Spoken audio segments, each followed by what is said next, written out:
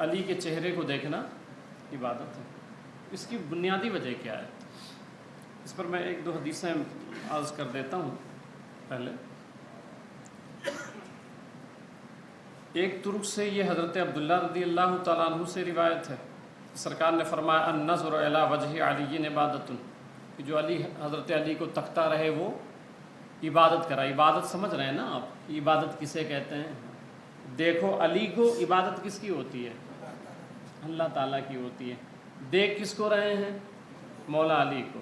تو دیکھو مولا علی کو اور عبادت ہو جائے، عبادت ہو جائے۔ حضرت عائشہ صدیقہ رضی اللہ تعالیٰ عنہ وہ کہتی ہیں کہ رأیت ابا بکر یکثر النظر الی وجہ علی۔ عائشہ صدیقہ رضی اللہ تعالیٰ عنہ کہتی ہیں کہ میں نے خود دیکھا کہ میرے والد حضرت ابو بکر صدیق رضی اللہ تعالیٰ عنہ کثرت کے ساتھ مولا علی کے چہرے کو دیکھتے تھے۔ تو کہتی ہیں میں نے سوال کیا، میں نے عرض کیا یا ابتی اراک تکثر النظر الی وجہ علی،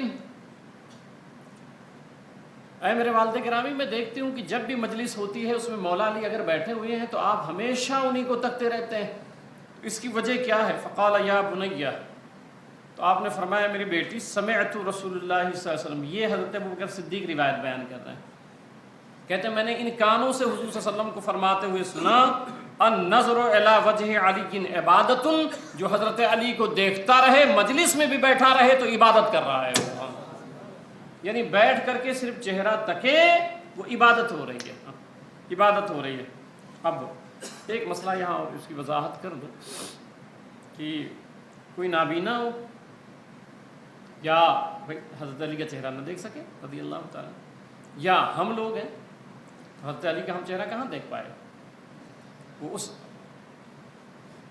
دور میں تھے، اس زمانے میں تھے، تو لوگوں نے تو چہرہ دیکھ لیا، ہم تو حضرت علی کا چہرہ نہیں دیکھ پا رہے ہیں، تو ہمارے لیے بھی کوئی راستہ ہو کہ ہم عبادت کریں اور کرنا چاہتے ہیں، تو سرکار نے ایک راستہ دیا ہے، وہ یہ قال رسول اللہ صلی اللہ علیہ وسلم، سرکار نے فرمایا کہ وہ لوگ تھے جو دیکھے علی کو اور عبادت کیے، کہ ان کا دیکھنا عبادت میں شمار ہوا، مگر تم دیکھ نہ سکے تو اپنی مجلسوں میں بیٹھ کر کے ذکر علی کیا کرو، علی علی کیا کرو، ذکر علی کن عبادت، میرے آقا فرماتے ہیں علی علی کرنا بھی عبادت میں شمار کیا جاتا ہے نا۔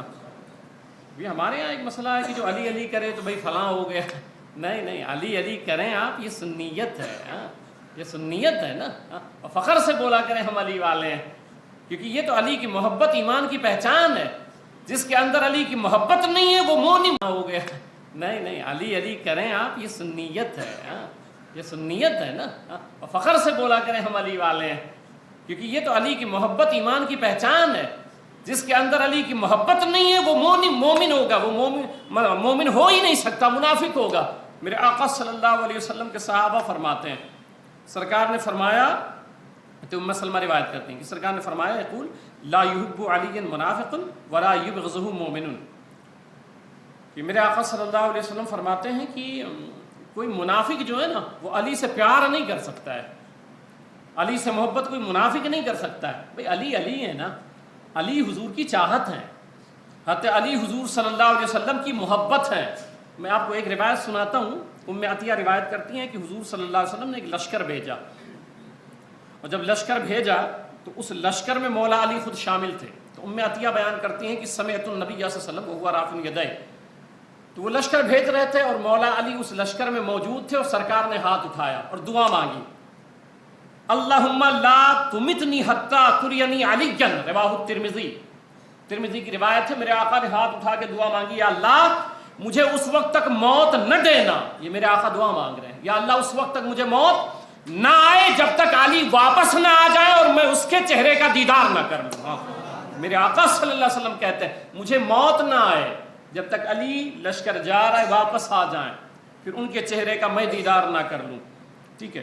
تو صحابہ کرام کا یہ عمل تھا۔ حضرت ابو سعید خدری کی روایت سنا دیتا ہوں، کبھی اس پہ ڈرا نہ کریں، علی علی کہنے پہ ڈرا نہ کریں، کوئی فتویٰ دیتا ہے دینے دیں اس کو، کوئی مسئلہ ہی نہیں ہے، کوئی مسئلہ ہی نہیں، مگر حضرت علی کی محبت بھی، میرے آقا صلی اللہ علیہ وسلم نے فرمایا علی تمہاری محبت میں ایک طبقہ ایسا ہوگا. پھر مولا علی نے صحیح سند کے ساتھ یہ روایت بیان کی. مولا علی نے خود فرمایا کہ میری مثال حضرت عیسیٰ علیہ السلام کی ہے. وہ کیسے کہ ایک جماعت عیسیٰ علیہ السلام کی محبت میں جہنم میں گئی اور ایک جماعت جو ہے وہ بغض عیسیٰ علیہ السلام کی وجہ سے جہنم میں گئی. جیسے یہودیوں نے حسد کی بنیاد پر حضرت مریم رضی اللہ تعالیٰ عنہ پر تہمت لگا دیا تو وہ برباد ہو گئے حسد کی بنیاد پہ, بغض کی بنیاد پہ. اور پھر عیسائیوں نے حضرت عیسیٰ علیہ السلام کو خدا مان لیا اور ایک طبقہ ان میں تھا جو خدا کا بیٹا مانتا تھا. تو سرکار نے یہ بھی فرمایا اور مولا علی خود فرماتے ہیں کہ دو لوگ, ایک تو وہ جو میری شان نہیں ہے وہ بھی میرے اندر بیان کریں گے, جو میرے اندر وہ شان نہیں رہے گی وہ بھی وہ بولیں گے اور بیان کریں گے, تو میری محبت میں غلو کریں گے, میری محبت بڑھا چڑھا کے جو میری شان کے لائق نہیں ہے وہ بیان کریں گے, تو وہ بھی جہنم میں جائیں گے. اور ایک وہ جماعت جو میری شان اور میرا مقام ہے وہ لوگ وہ بیان نہیں کریں گے, حسد کریں گے مجھ سے, تو مولا علی فرماتے ہیں وہ بھی جہنم میں جائیں گے. اہل سنت اعتدال کا مسلک ہے, اہل سنت اعتدال کا مسلک ہے. ایک ہاتھ میں ہمارے دامن صحابہ ہے, دوسرے ہاتھ میں ہمارے دامن اہل بیت ہے, ہم دونوں کو نہیں چھوڑتے ہیں. تو صحابہ فرماتے ہیں اور آج بھی یہ پہچان ہے. آپ کبھی دیکھیں نا حضرت علی رضی اللہ تعالیٰ عنہ, ایک مرتبہ مجھے یاد ہے کہ میں بڑی تقریریں کر چکا تھا. 13 رجب المرجب حضرت مولا علی رضی اللہ عنہ کی تاریخ ولادت تھی. تو ایک سید صاحب تھے تو انہوں نے مجھے کہا کہ حضرت اب کی بار تھوڑی محنت کر دیں آپ اور کئی جگہ پروگرام کر دیں اور حضرت علی کی ولادت بیان کر دیں. تو ہم نے کہا ٹھیک ہے.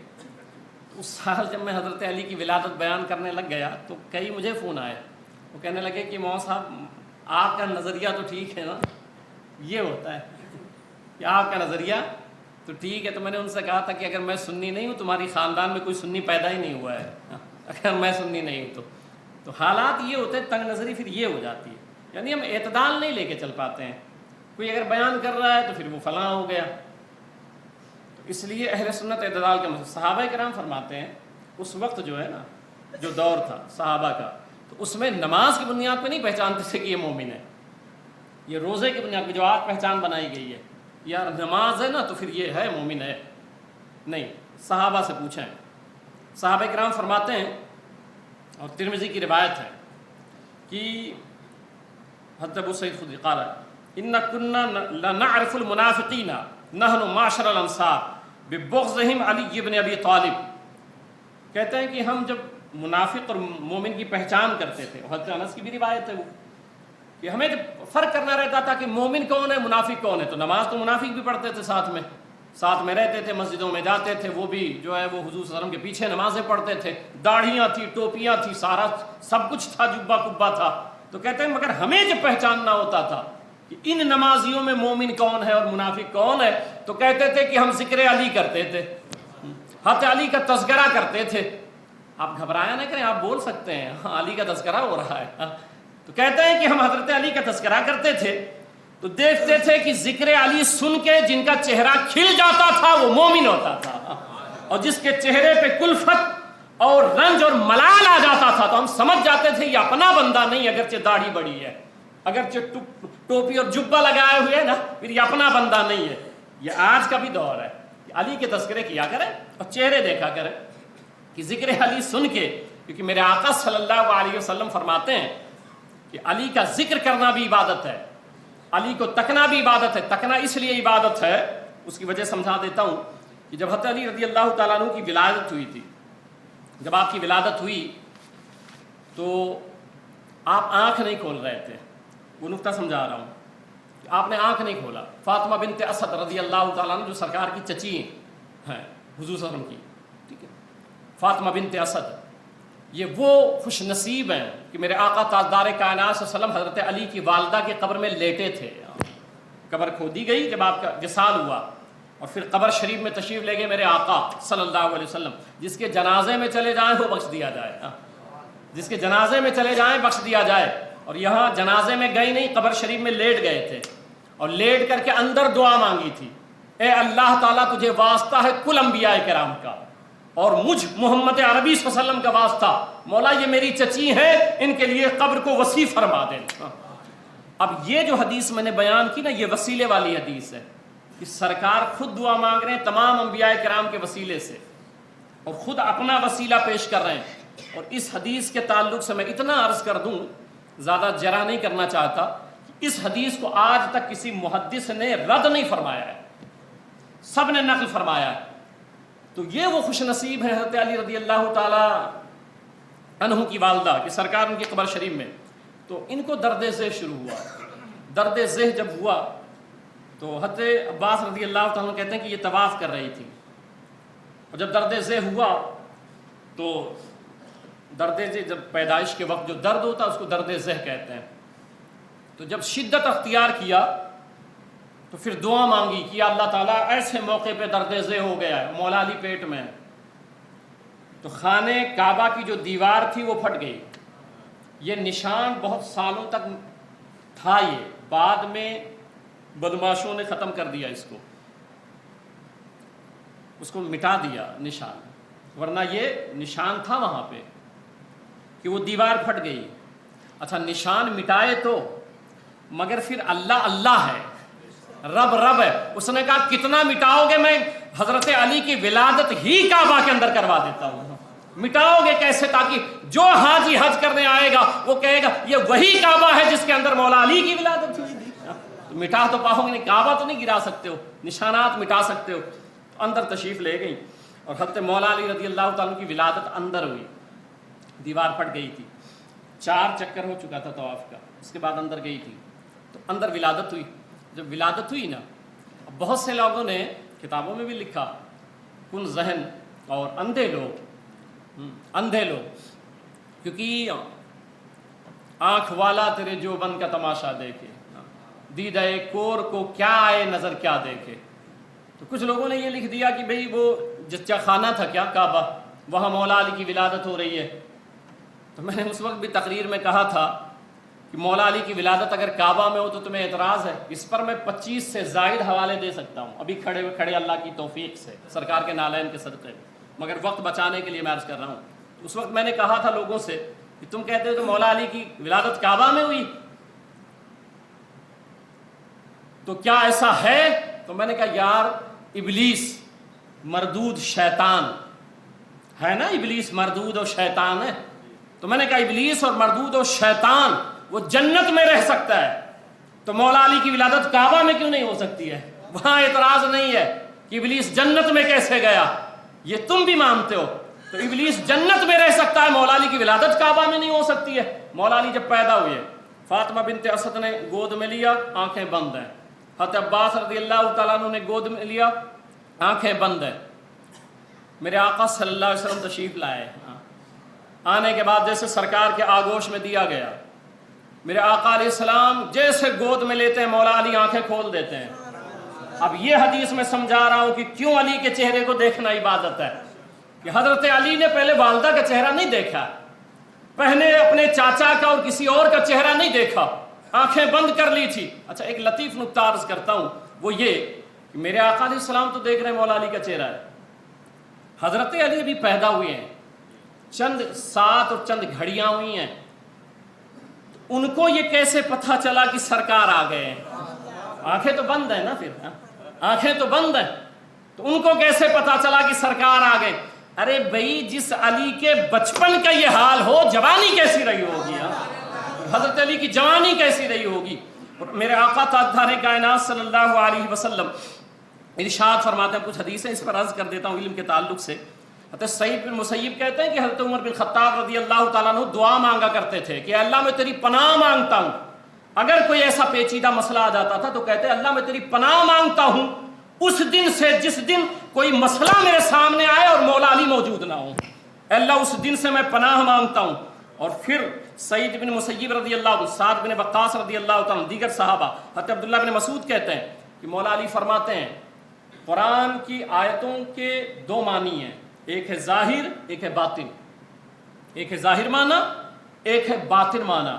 حضرت عبداللہ بن مسعود کہتے ہیں کہ قرآن شریف کی کون سی آیت کہاں نازل ہوئی، کس دن نازل ہوئی، رات میں نازل ہوئی یا دن میں نازل ہوئی ہے، صحرا تھا یا کوئی گھر تھا، پورے قرآن کا جتنا علم ہے فرماتے ہیں تنہا ایک بندے میں جو اللہ تعالیٰ نے جمع فرمایا ہے اس ذات کا نام مولا علی رضی اللہ تعالیٰ عنہ ہے۔ مولا علی کے تعلق سے حضرت امام جلال الدین سیوطی فرماتے ہیں کہ مولا علی کی شان میں قرآن میں 300 آیتیں نازل ہوئی ہیں، ایک دو نہیں 300 آیتیں نازل ہوئی ہیں۔ اور پورے قرآن کا جو علم ہے، پورے قرآن کا جو علم ہے وہ جب سمیٹا گیا تو کس میں آیا؟ سورہ فاتحہ میں۔ پورے سورہ فاتحہ کا علم سمیٹا گیا تو بسم اللہ الرحمن الرحیم میں آیا۔ بسم اللہ الرحمن الرحیم کے پورے علم کو سمیٹا گیا تو بسم اللہ کے با میں آیا، با کے پورے علم کو سمیٹا گیا تو با کے نیچے جو نقطہ ہے اس میں آ گیا۔ اب پھر سمجھیں آپ، پورے قرآن کا علم کس میں؟ سورہ فاتحہ میں۔ سورہ فاتحہ کے علم کو سمیٹا گیا تو بسم اللہ الرحمن الرحیم میں، بسم اللہ الرحمن الرحیم کے علم کو سمیٹا گیا تو با میں، با کے علم کو سمیٹا گیا تو با کے نیچے جو نقطہ ہے اس میں۔ مولا علی فرماتے ہیں انا النقطۃ تحت البا، تم مجھ سے پوچھتے ہو میں کون ہوں؟ وہ با کے نیچے جو نقطہ ہے اسی کو علی کہا جاتا ہے۔ یہ مولا علی کا علم ہے، یہ حضرت علی رضی اللہ تعالیٰ عنہ کا علم ہے۔ تو میں عرض کر رہا تھا کہ حضرت علی رضی اللہ تعالیٰ عنہ کو کیسے پتہ چلا؟ تو حضرت علی کا جب علم ابھی سے یہ حال ہے کہ گود میں آئے اور آنکھیں کھولیں، یہی وجہ ہے کہ بعد میں جب پوچھا گیا تو مسکرا کے آپ نے جواب دیا تھا۔ پوچھا گیا تم آپ آنکھ کیوں نہیں کھول رہے تھے؟ تو کہنے لگے جب میری ولادت ہوئی تو میں نے سوچ لیا تھا کہ جب میں آنکھ کھولوں تو میرے سامنے جو پہلا چہرہ ہو وہ دہا کا ہونا چاہیے، تاجدار کائنات کا ہونا چاہیے۔ تو اب انہوں نے آنکھ بند کر لی تھی کہ سامنے اگر چہرہ ہو تو چہرے مصطفیٰ صلی اللہ علیہ وسلم ہو، تو اب صلہ تو کچھ ملنا چاہیے اس وفا کا۔ تو صلہ یہ ملا کہ تو نے پہلے سب سے پہلے میرا چہرہ دیکھا، اب اس کا بدلہ یہ دے رہا ہوں جو تیرا چہرہ دیکھے گا وہ عبادت کر رہا ہے کہ تو نے میرا چہرہ دیکھا ہے۔ پھر میرے آقا صلی اللہ علیہ وسلم نے لعاب دہن نکالا اور ان کے منہ میں ڈالا۔ جب سرکار نے لعاب دہن ڈالا تو ویسے حضور صلی اللہ علیہ وسلم کسی کے لیے دعا کرتے ہیں صرف۔ حضرت ابو ہریرہ رضی اللہ تعالیٰ عنہ، بخاری کی حدیث ہے کہ عرض کیا یا رسول اللہ صلی اللہ علیہ وسلم انی اسمع حدیثا کثیرا انساہ، سرکار آپ سے حدیثیں بہت سنتا ہوں بھول جایا کرتا ہوں۔ سرکار علیہ السلام نے فرمایا چادر ہے؟ کہا ہاں۔ کہا چادر بچھا دو، بخاری ہے یہ۔ چادر بچھا دی، حضور صلی اللہ علیہ وسلم نے دونوں مٹھی باندھے، چادر میں ڈال دیا، بظاہر کچھ نہیں، بظاہر کچھ نہیں۔ آج ہم لوگ ہوتے تو اعتراض کر دیتے، مگر وہ صحابہ کرام تھے، ان کا عقیدہ یہ تھا مالک کونین گو پاس کچھ رکھتے نہیں، دو جہاں کی نعمتیں ان کے خالی ہاتھ میں۔ سرکار اسلام نے جب ڈالا اس میں فرمایا ابو ہریرہ کو کس سینے سے لگا دو، انہوں نے لیا اور چادر شریف کو لگا لیا۔ فرماتے ہیں فما نسیت و شہن بعد ذالک، اس کے بعد سے آخری عمر تک کوئی حدیث سنتا تھا کبھی بھولتا ہی نہیں تھا۔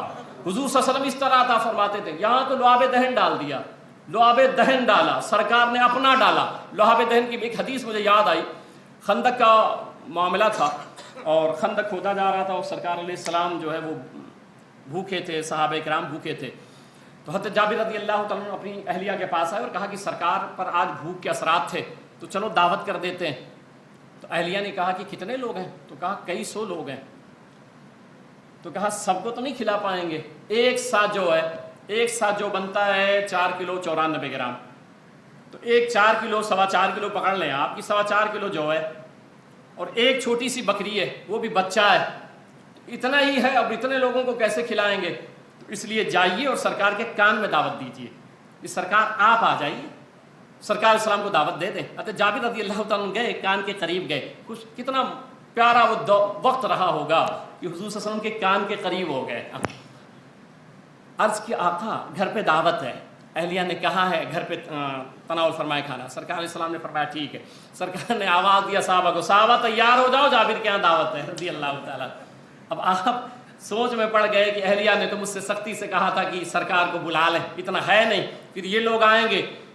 آئے اور کہنے لگے، اہلیہ نے پوچھا کتنے لوگوں کو آپ نے دعوت دیا؟ کہا کہ میں نے تو سرکار کو دیا تھا، اور حضور صلی اللہ علیہ وسلم نے تمام صحابہ کو کہا کہ مدعو کر لیا، چلو جابر کے گھر پہ جائیں گے، کھانا کھائیں گے۔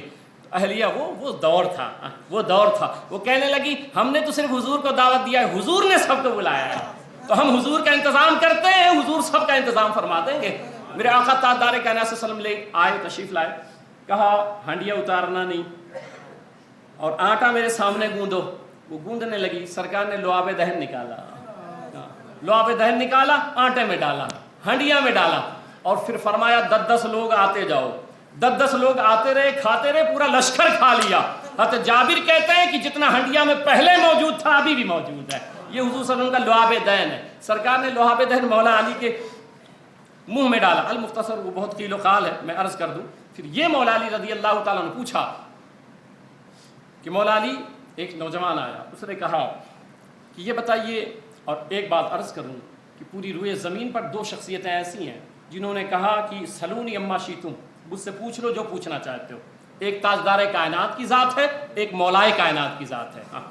2 شخصیتوں نے کہا ہے جو پوچھنا ہے پوچھ لو. نوجوان آیا, اس نے کہا یہ بتاؤ جبریل امین کہاں ہے؟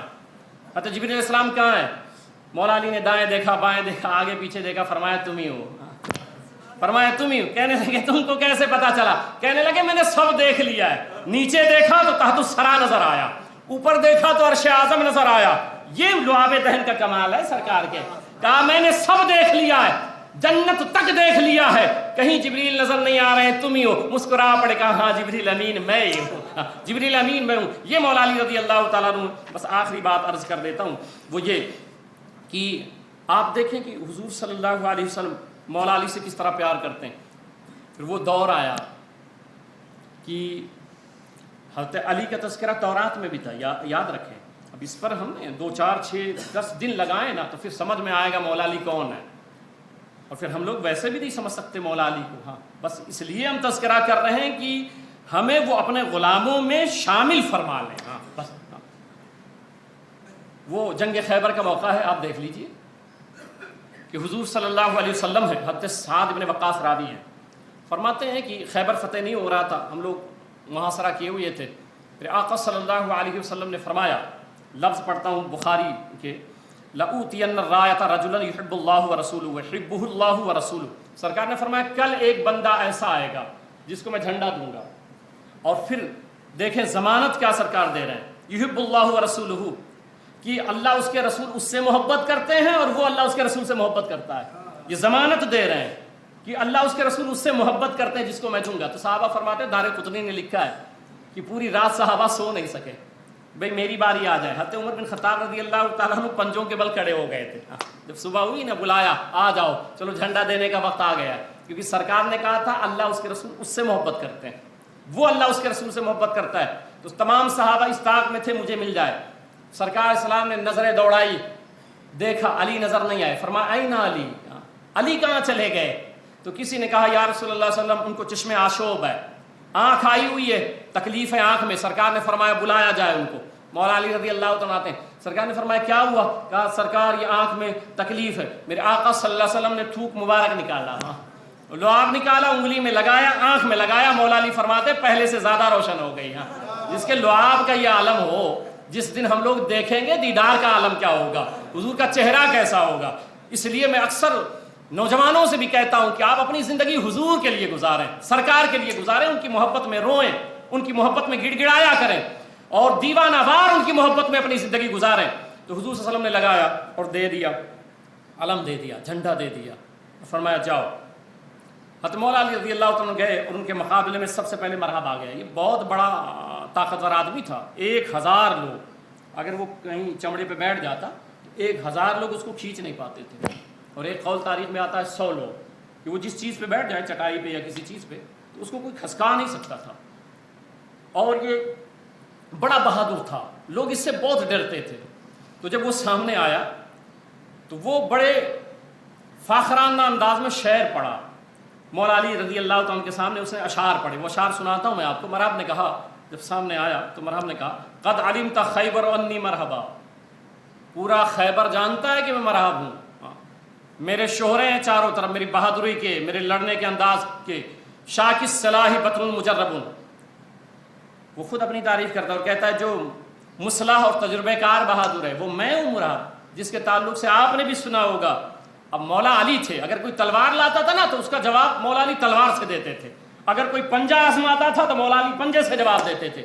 اگر کوئی مکے کی بات کرتا تھا مولا علی اس کو مکے سے جواب دیتے تھے. اب اس نے اشعار پڑھے تھے, مولا علی نے کہا پھر شعر میرا بھی سن لے تو, جواب میں بھی شعر سے دیتا ہوں. مولا علی نے شعر پڑھا.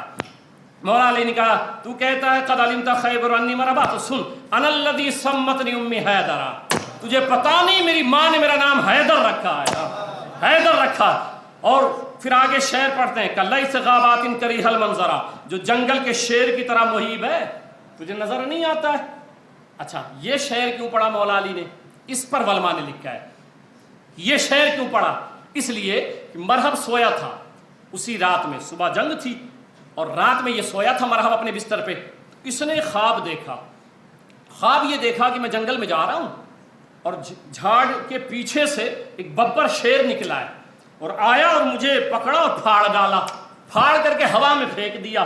اب یہ اپنے بستر پہ مرحب رات میں دیکھ رہا تھا، مولا علی اشارہ کر رہے ہیں وہ جو ببر شیر کو دیکھ کے آیا وہ علی میں ہی ہوں، کیونکہ حیدر کے معنی ببر شیر ہوتے ہیں، حیدر کے معنی ببر شیر ہوتے ہیں۔ مسکرا کے کہنے لگے وہ رات میں دیکھا نا، پھاڑ کے پھینک دیا تھا، آج وہی ہے۔ میں آپ کو بتاؤں، تاریخ پڑھیں گے مرحب کا، کہ جب یہ پیدا ہوا تھا تو نجومیوں نے کہا تھا، اس کی ماں جب لے کے گئی تھی تو نجومی نے بیان دیا تھا کہ یہ بہت بہادر ہوگا، بہت طاقتور ہوگا، اس کے سامنے کوئی مقابلہ نہیں کر سکتا ہے، مگر یاد رکھنا کبھی حیدر کے سامنے اس کو جانے نہیں دینا، اس نجومی نے کہا تھا۔ تو مولا علی اس کے پیدائش والا واقعہ یاد دلا رہے ہیں، تیرے ماں کو نجومیوں نے بتایا تھا کہ حیدر کے مقابلے میں نہیں بھیجنا، دیکھ وہی حیدر میں تیرے سامنے آ گیا ہوں۔ اس نے تلوار چلائی، مولا علی کی ذوالفقار اٹھی، 2 ٹکڑے کر دیا، اٹھا کے پھینک دیا اور کہا جو حیدر کے سامنے آتا ہے اس کا انجام یہ ہو جاتا ہے۔ تو وہ حیدر کرار رضی اللہ تعالیٰ عنہ ہیں، اللہ تعالیٰ ان کی محبت ہمارے دلوں میں موجود فرمائے۔ کھڑے ہو جائیں۔